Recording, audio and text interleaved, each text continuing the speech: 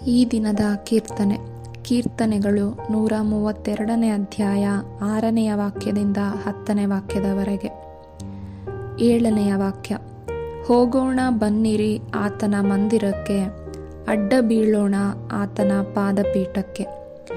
ಪ್ರಿಯರೇ, ನಮ್ಮ ಜೀವಿತದಲ್ಲಿ ನಾವು ಅನೇಕ ರೀತಿಯಲ್ಲಿ ಸೋತು ಹೋಗಿರಬಹುದು. ಪಾಪ ಜಯಿಸೋದಕ್ಕೆ ಸಾಧ್ಯ ಆಗ್ತಿಲ್ಲ, ನಮ್ಮ ಸ್ವಭಾವಗಳನ್ನು ಬದಲಾಯಿಸ್ಕೊಳ್ಳೋಕ್ಕೆ ಆಗ್ತಿಲ್ಲ.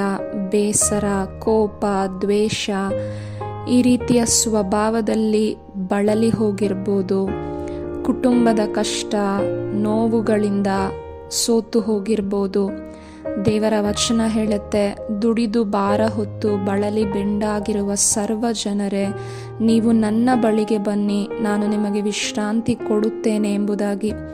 ದೇವರ ಸಾನ್ನಿಧ್ಯದಲ್ಲಿ ನಮಗೆ ಬಿಡುಗಡೆ ಇದೆ. ದೇವರ ಸಾನ್ನಿಧ್ಯದಲ್ಲಿ ನಮಗೆ ಸಂತೋಷ, ಸಮಾಧಾನ, ಆನಂದ ಅನುಭವಿಸಲು ಸಾಧ್ಯವಾಗ್ತದೆ. ಈ ದಿನ ದೇವರಾತ್ಮರು ನಮ್ಮೆಲ್ಲರಿಗೂ ಕೊಡುತ್ತಿರುವ ಪ್ರೇರಣೆ, ಹೋಗೋಣ ಬನ್ನಿ ಆತನ ಮಂದಿರಕ್ಕೆ ಎಂಬುದಾಗಿ. ದೇವರ ಸಾನ್ನಿಧ್ಯಕ್ಕೆ ಹೋಗಿ ದೇವರ ಸಾನ್ನಿಧ್ಯದಿಂದ ಹರಿದು ಬರುವ ಆ ಪರಮ ಆನಂದವನ್ನು ಅನುಭವಿಸುವಾಗ ದೇವರ ಸಾನ್ನಿಧ್ಯ ನಮ್ಮನ್ನು ಅಧಿಕವಾಗಿ ಯೇಸುವನ್ನೇ, ಯೇಸು ಕ್ರಿಸ್ತರ ಸ್ವಭಾವದಿಂದ ನಮ್ಮನ್ನು ತುಂಬಿಸಿ ಮಾರ್ಪಡಿಸುವಂಥದ್ದಾಗಿದೆ. ಆದ್ದರಿಂದ ನಾವೆಲ್ಲರೂ ಕೂಡ ಈ ದಿನ ದೇವರ ಸಾನ್ನಿಧ್ಯವನ್ನು ಅನುಭವಿಸೋಣ. ದೇವರಿಗೆ ಸ್ತೋತ್ರ.